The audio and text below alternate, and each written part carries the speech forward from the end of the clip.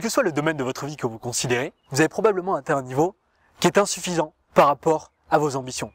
Autrement dit, il existe un écart entre votre niveau actuel et le niveau auquel vous aspirez. Or, on va pas se mentir, la plupart du temps, il est très compliqué de combler cet écart. Heureusement, il existe une technique extrêmement efficace qui nous vient de la programmation neurolinguistique et qui consiste à choisir un modèle. Un modèle, c'est simplement une personne que l'on va prendre comme exemple de manière à copier ses comportements pour reproduire ses résultats.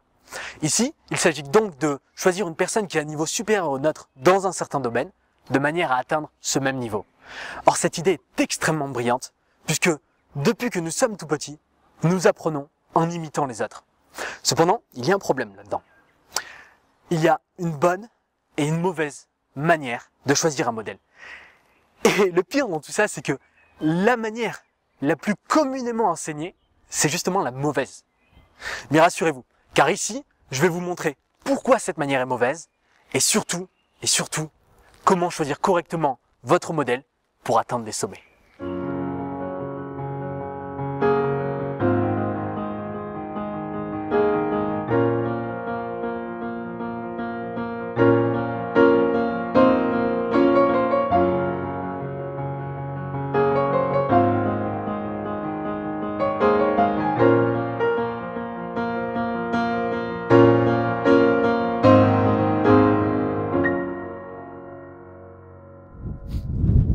La manière de choisir son modèle la plus communément enseignée dit qu'il faut choisir les meilleurs et les copier.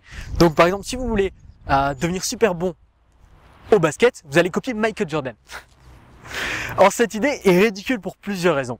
De un, ces personnes-là sont inaccessibles. Donc vous ne pouvez pas connaître leur rituel journalier, ce qu'ils font quotidiennement pour être à leur niveau. En plus, si vous parvenez à savoir ce qu'ils font au quotidien, ces choses-là ne vont pas vous amener au niveau que vous cherchez, puisque actuellement, ils font des choses qui sont différentes, des choses qui leur ont permis d'arriver là où ils sont. Par exemple, ils vont jouer au golf. Si vous allez jouer au golf avec Michael Jordan, vous n'allez pas devenir meilleur au basket, c'est ridicule. Et quand bien même vous connaissiez les rituels journaliers qu'ils avaient avant, c'est-à-dire quand ils étaient à votre niveau, les rituels qu'ils ont faits pour atteindre le niveau qu'ils ont actuellement, eh bien rien ne dit que ces rituels-là fonctionnent encore aujourd'hui, car le monde change extrêmement rapidement. Donc vous l'aurez compris, copier les meilleurs n'est pas une bonne idée. En revanche, vous pouvez utiliser ces personnes-là comme source d'inspiration et de motivation. Donc, quelles personnes copier, me direz-vous? Eh bien, les personnes que vous pouvez copier sont bien plus proches de vous que vous ne le pensez. La meilleure personne à copier est en réalité la personne qui est juste au-dessus de notre niveau. Nous avons vu tout à l'heure qu'il y a un espace entre notre niveau actuel et le niveau auquel nous aspirons. Or, entre ces deux étapes, il y a des étapes intermédiaires. Et à chacune de ces étapes intermédiaires, il y a une personne que l'on peut copier. Donc l'idée est de copier la personne qui est au niveau juste au-dessus du nôtre, de manière à atteindre le même niveau qu'elle. Donc nous allons copier tous ses rituels quotidiens, à quelle heure elle se réveille, qu'est-ce qu'elle mange, qu'est-ce qu'elle fait en premier, quelles sont les personnes qu'elle va voir, à quelle heure elle va les voir, comment elle leur parle, etc. Mais attention, il ne faut copier que les rituels journaliers qui lui permettent d'être à un niveau supérieur au nôtre. Car si nous copions au-delà de ces rituels journaliers, nous allons rester bloqués au même niveau qu'elle, car nous allons acquérir les mêmes pensées limitantes qu'elle. Donc vous l'aurez compris, l'idée est de copier notre modèle, d'atteindre son niveau, et ensuite de changer de modèle. D'atteindre le niveau de ce modèle suivant, et de changer de modèle. Et de faire ça jusqu'à ce que nous ayons atteint le niveau que nous étions fixés au départ. Donc, en gros, la meilleure personne à copier est la personne qui ne cesse de progresser. La personne qui, une fois que vous avez atteint son niveau, vous dit « Eh non, en fait, je suis là-bas ». Et donc, vous continuez à progresser avec cette personne. Mais le problème est que ce genre de personne est rare. Si vous réussissez à trouver une personne comme ça, alors vous êtes extrêmement chanceux. La plupart du temps, vous allez rattraper le niveau de votre modèle, vous allez devoir en changer. Donc voici quelques conseils que je me permets de vous donner pour que vous trouviez de bons modèles. Le premier, tâchez de choisir un modèle qui est constamment au-dessus de vous. Il faut que ces résultats soient constamment au-dessus des vôtres. Sinon, c'est inutile. Vous copiez une personne qui est au même niveau que vous. Deuxièmement, si vous avez 40 ans, n'hésitez pas à copier une personne qui a 15 ou 20 ans, peu importe l'âge. Vraiment, peu importe l'âge.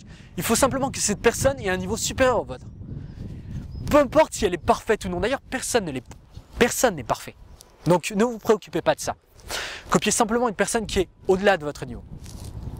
Troisièmement, faites en sorte que cette personne vous fasse comprendre clairement que vous pouvez atteindre le même niveau qu'elle. Donc, restez loin des personnes qui se pensent inatteignables et qui ne servent qu'à nourrir vos pensées limitantes. Quatrièmement, faites en sorte que cette personne vous motive quotidiennement, vous inspire. Et clairement, il faut que cette personne en ait quelque chose à faire de vous. Il faut que cette personne vous fasse comprendre que votre succès lui tienne à cœur. Votre succès doit lui tenir à cœur. C'est très très important. Ensuite, faites en sorte de copier seulement ses rituels journaliers et faites en sorte de ne pas copier sa personnalité. Gardez votre individualité. Non, parce que sinon, cette technique est absolument ridicule. Ensuite, ne vous limitez pas à un seul modèle.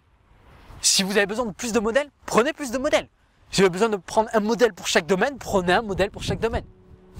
Une fois que vous aurez mis en application cette méthode, que vous aurez trouvé votre premier modèle et que vous l'aurez copié, vous vous rendrez compte à quel point cette méthode est époustouflante, à quel point vos progrès seront impressionnants en un laps de temps extrêmement faible.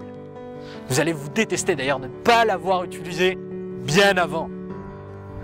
Et vous allez surtout vous rendre compte à quel point cette méthode est un avantage injuste pour un monde plus juste.